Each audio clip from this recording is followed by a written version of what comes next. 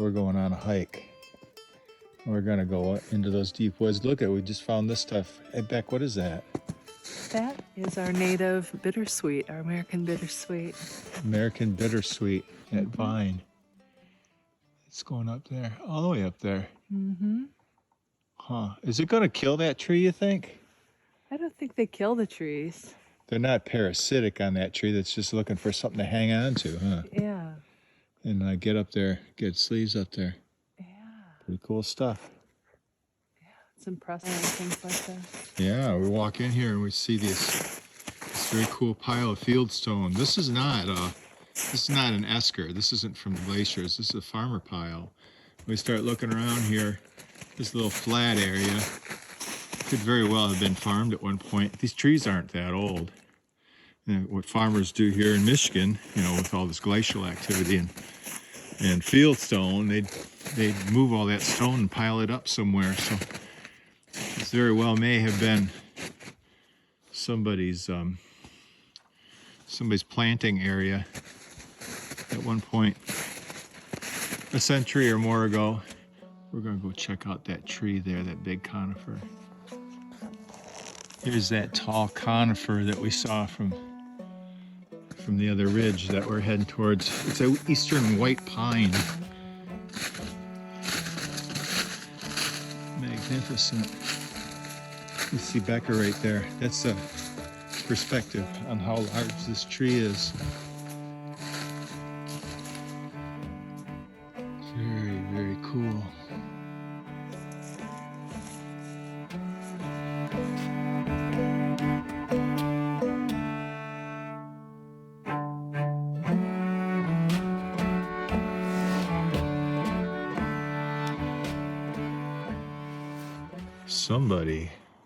Somebody metamorphosized here. Look at that. They came out of their the exoskeleton of the cocoon that they had made and flew off and left that as a sign of their metamorphosis into something flighty, huh? Here's another one of those eastern white pines. Just magnificent.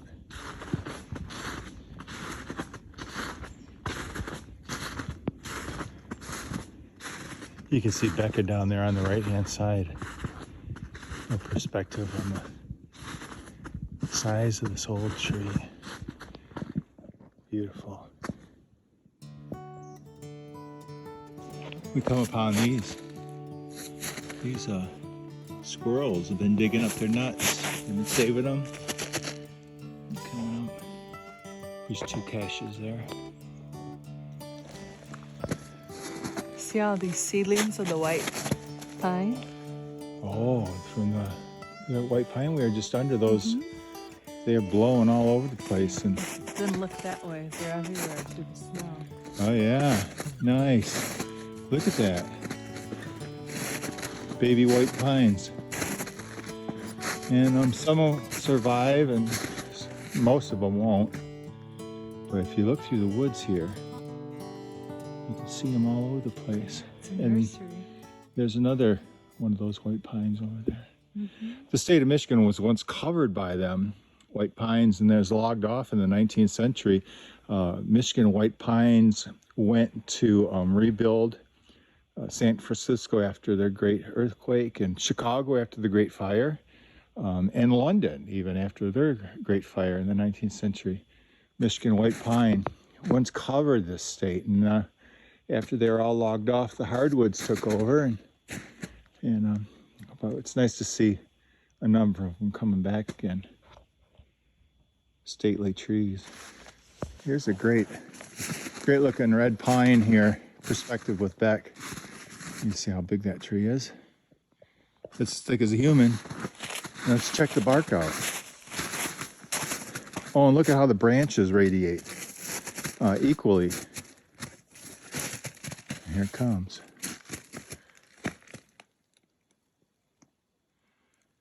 Nice.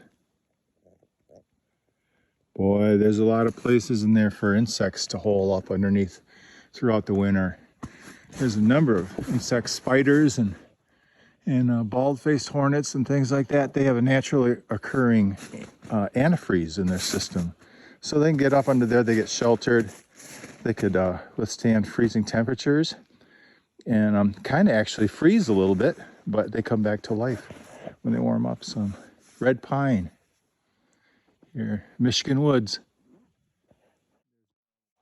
There's no way that a camera can fully justify the enormity and majesty of what I'm seeing here.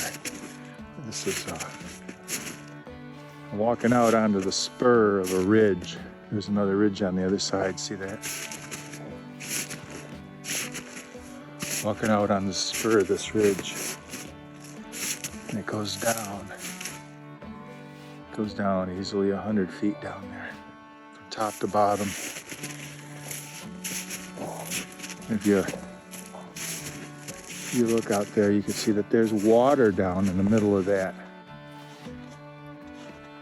Water flowing. This is the top of a watershed. And walk on the spur out here. I follow the deer tracks, huh?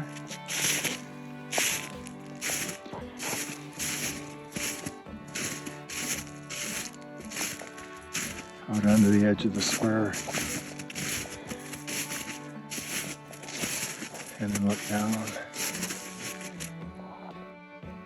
Let's see if I can blow this up a little bit.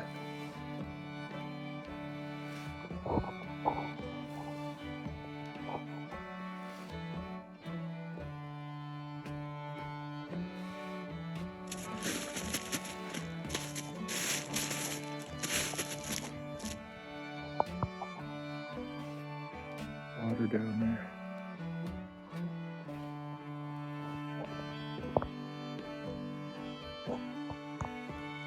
Far below me.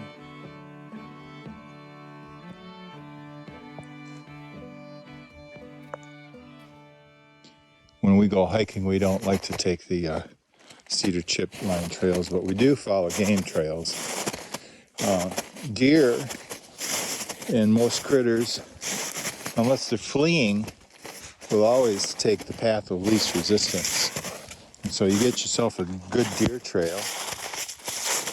This one's been used by a few since the snow fell.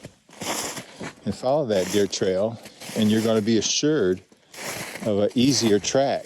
And if you as a human just blundered along through the woods, which you're not all that familiar with, this is their home. And they know the best ways to get around. So look, we come up here and this trail that I'm on, whoa, intersects. That deer either went that way or that way, down to the river for a drink, or up into the high woods. Looks like a small one, actually. Oh, that deer was coming down the hill. Look at the tracks. Look at where back here, that deer's movement is there. Its toe is going in there. So this deer, a small one, came down that hill and joined this trail. Pretty cool stuff. You get out in the woods and start reading these signs, and it helps you navigate a little more on your walk. And that way you don't have to be worried about getting lost if you're following these deer trails. High up here, ridge after ridge. Listen close. You can hear that water.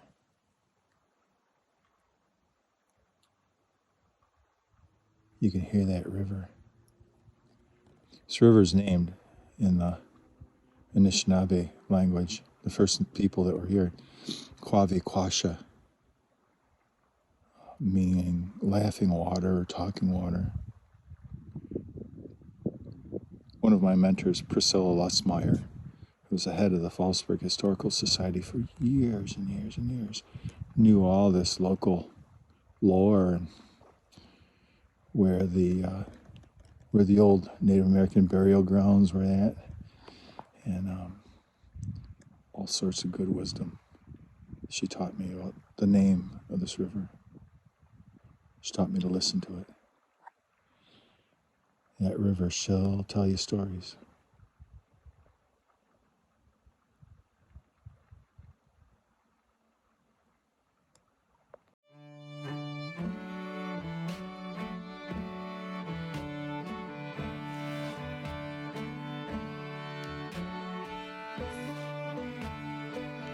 So this is my beef with pileated woodpeckers. Those really big guys. So look at this. Some pileated got in here and he punched some enormous holes in this tree. But this tree is still alive. And so that lets this tree open for disease and insect infestation. Look at all the sap around those holes. That's all sap pouring out of there. So that's my complaint about pileated woodpeckers. And when I see them in my yard landing on any of our trees, I always tell them, hey, scram, buddies. But if they get by our suet feeders, that's okay. They can hang on the suet feeders. Well, look at this little gal. We were just talking about spiders with naturally occurring antifreeze. Whoop. There we go. She's in her web. I guess when the sunshine comes out, she warms up a little bit, and there's enough snow mites and things of that nature around here so she can make a living. Nice place to live.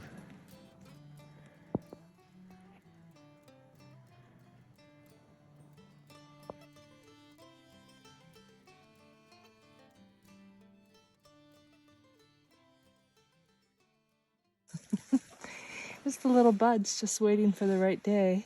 Oh yeah. Which won't be for a while. What else is around here? That's all the Christmas fern is its common name. Christmas fern? Mm-hmm. Nice. Pioneers used to decorate their mantles with it. Christmas And fern. Priscilla told me that, of all people. Oh. We were just talking about her. Yeah, Priscilla. And oh, look, the cool lichens on these logs as Yeah, well. it's beautiful. And then the moss beyond it, it's gorgeous. Nice. It's a long way up there. We've come a long way down, and we're almost down to the bottom here, that island. And then we're going to go all the way up there and start getting up on the ridges, tops of the ridges again. This is just splendid. Look at this. The mosses all through here. The sound of water. And this wall. The wall of green. It's protected down here. And these guys just thrive through the winter. Springtime it comes, and this will all be popping with skunk cabbage. They're all nestled down in the mud, waiting for just a little bit of warmth to start generating caloric heat. And look at right there. That's the top of one, skunk cabbage. They have a lot of sugar. There's a bulb down there. There's a lot of sugar in it. And they'll heat themselves up. Cabbage, just waiting for the right day. Right here. Oh, yeah. Right there is a nice one. What else is in there? It's watercress. Where? Right here. Watercress. And then there's this one here.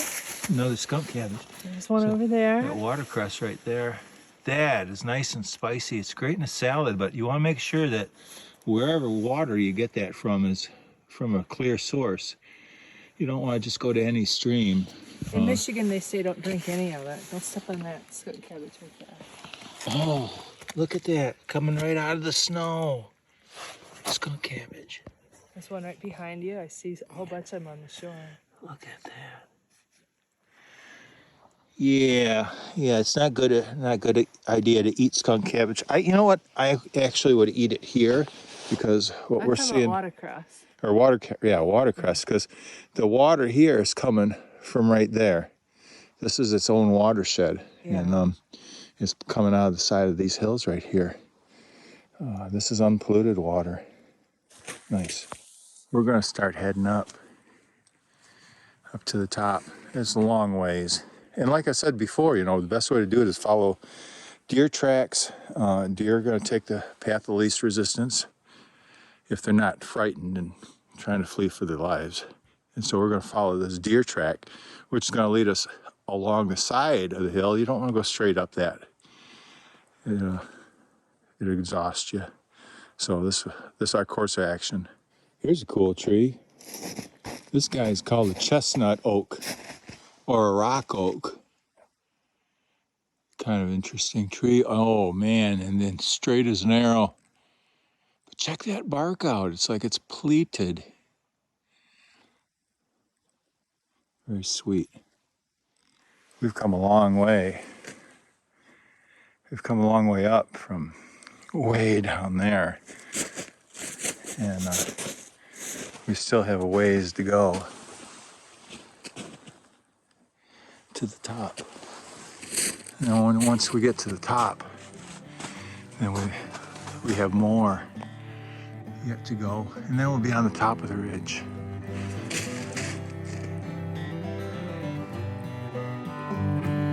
It's a long ways down there.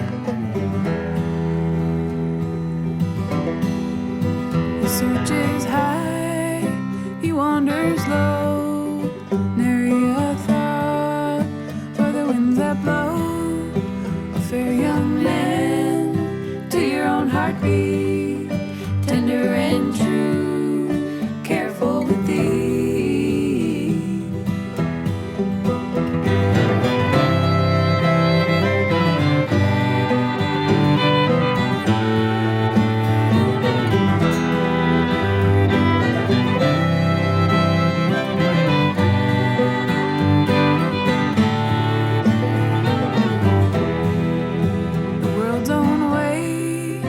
He's forced to bear with his left hand, he placed it there.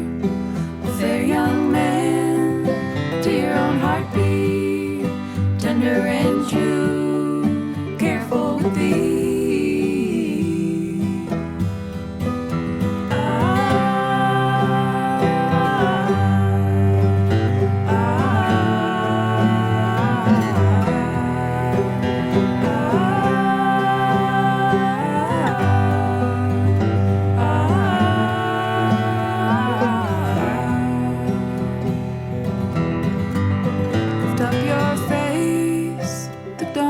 Near, open your eyes, there's not to fear.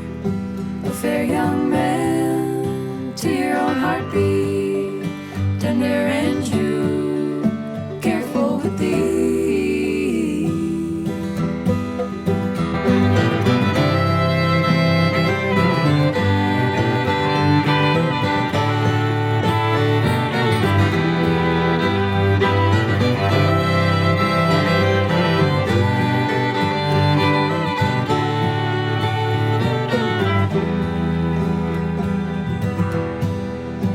I'll stay with you, should harm befall, and come to aid if you should call. A fair young man, to your own heartbeat, tender and true.